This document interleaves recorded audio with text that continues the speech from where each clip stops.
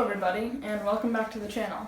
So today we're going to be tackling something pretty big. I might actually have to split it into two videos, but we'll see. So behind me here you can see I've got a lot of comics. And this is the majority of Jason Aaron's run on Thor, and that's what we're going to be talking about. So I'm just going to be diving into a lot of the stuff that happened. It's a really good, famous run of Thor, but yeah, let's get started.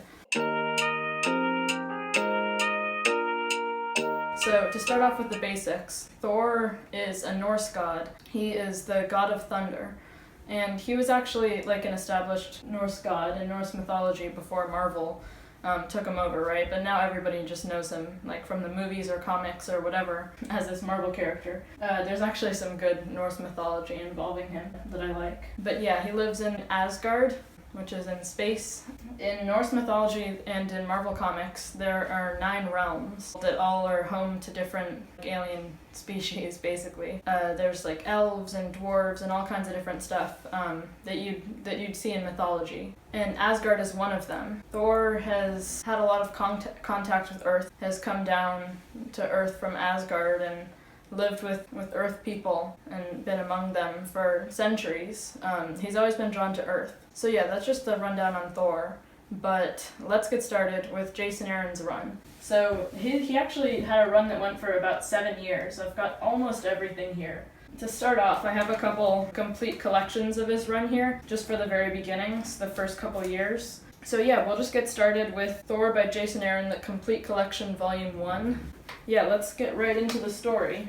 Jason Aaron starts off his Thor run with art by AxelOtt. I'm not sure if I'm pronouncing it correctly, but he's a really good artist, and he painted the covers, as you can see on this first one, and like on the back here, you can tell that these are painted. Something I really like about Jason Aaron's Thor run is that basically throughout the whole run, he always focused on present day Thor, just everything happening in the regular Marvel Universe with Thor in present day.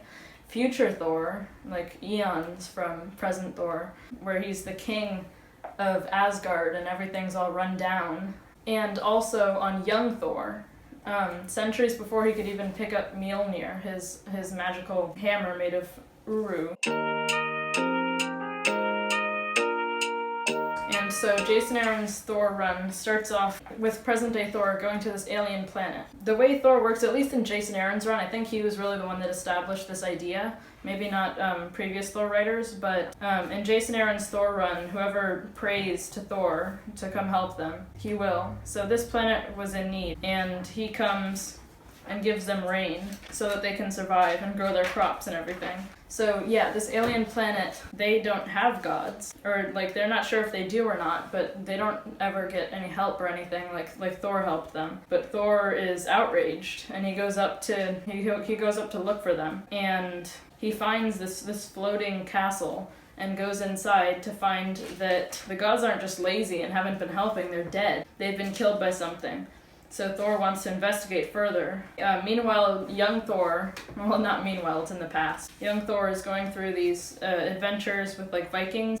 He gets attacked by this weird alien creature called Gorr, and we end up finding out that Gorr is a god killer, Gorr the god butcher. Present-day Thor is realizing that maybe Gorr is what caused these gods to die. Maybe he's the one that killed them. Present-day Thor comes across Gorr and finds out that Gorr is like stockpiling all of these gods that he's butchered and bringing them to make a pool of blood that will fuel a god bomb that will kill all the remaining gods. And you're probably wondering what Gorr's motivation is. We get a backstory for Gorr. So he grew up on this like desert planet where he was always struggling to survive, and his family was also. And they were always praying to the gods that, oh, maybe someday the gods will give us salvation, but they never did. And Gorr was really angry, right? Because, like, what are these guys doing? But he stumbles across 2 of their fabled gods fighting and, like, having this epic battle, right? And destroying a bunch of land. And one of them asks Gorr to help him. And Gorr's outraged, like, you help me? My family and all of my people have been dying this whole time, barely able to survive, and you haven't given us any rain or anything. And he gets this weapon called All Black the Necrosword from one of the dying gods. he like grows wings, and it's a pretty crazy weapon. There's been some cool backstory for the Necrosword having to do with Null, the god of the symbiotes, and Venom recently, even though Venom was published more recently than this. But that's Gore's motivation. He's been hunting these gods ever since he was able to leave his home planet with All Black the Necrosword. Gore ends up able to bring all three Thors, past, future, and present, all together in one, because he needs to get every iteration of Thor and get their blood to really get rid of him forever, because he had such a fight with young Thor. So he knows that he needs to get rid of Thor for good. But this is a kind of a bad move on Gore's part, because all three Thors end up able to band together and take him down in this epic battle for the end of the first big story arc. And Gore had just completed his God Bomb, but they're able to band together and all take him down with their hammers. And then they're victorious, and young Thor and old Thor go back to their past and future timelines. But Gore does come back at the very end of Jason Aaron's Thor run. But yeah, that was the crazy opening story arc.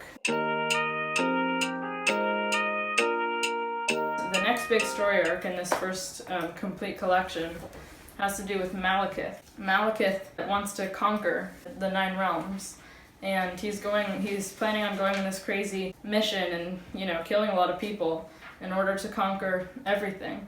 And Thor puts together this team called the League of Realms with like a representative from each realm. So there's like a giant, a dwarf, and it's a really good team. But Thor puts together this team to take down Malekith, and he comes out sort of successful, although Malekith does come out of it being the king of the Dark Elf realm, because of some weird tradition they have that ends up making him king, even though he slaughtered a bunch of the people in the Dark Elf realm. But yeah, Malekith still has plans to try to take over the rest of the 9 realms, and throughout the rest of Jason Aaron's Thor run, he's conquering each one by one, right? And it's always a background threat to Thor while he deals with all kinds of different problems. But yeah, the League of the Realms kind of temporarily disbands. They just came together to take down Malekith. But yeah, that's basically where the first collection leaves off. So a couple crazy story arcs and a couple smaller little one-shot issues. But yeah, that is the complete collection, Volume 1 of Thor by Jason Aaron.